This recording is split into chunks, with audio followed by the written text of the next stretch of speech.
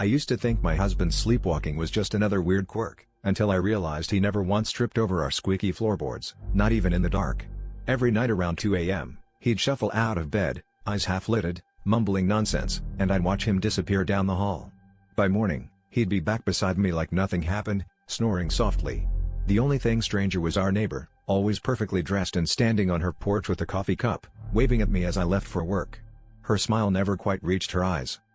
Last Friday, I decided to follow him. My heart hammered as I crept behind, barely breathing. He slipped out the back door and crossed the yard, straight into the neighbor's kitchen. The lights flicked on, and there they were, her in silk pajamas, him wide awake, hands on her waist.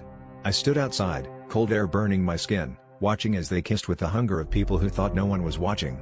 My knees buckled, but I didn't cry. I just waited until he came back and slid into bed, pretending to be asleep. The next morning, her wave was a little bolder. My husband poured my coffee, kissed my cheek, and told me he loved me. Something snapped. Over breakfast, I asked him if he remembered his sleepwalking. He looked blank, then defensive, then angry. He said I was paranoid, jealous, crazy. That's when I lost it. I screamed, I threw my mug, I told him I knew everything, and he just stared at me with eyes I didn't recognize. He stormed out, slamming the door so hard the picture frames rattled. When the silence settled, I realized I'd known all along.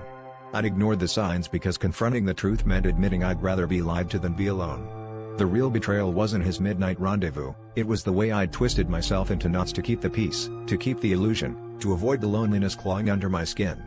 As I watched the neighbor's blinds twitch, I understood, sometimes the person betraying you most is the one in the mirror.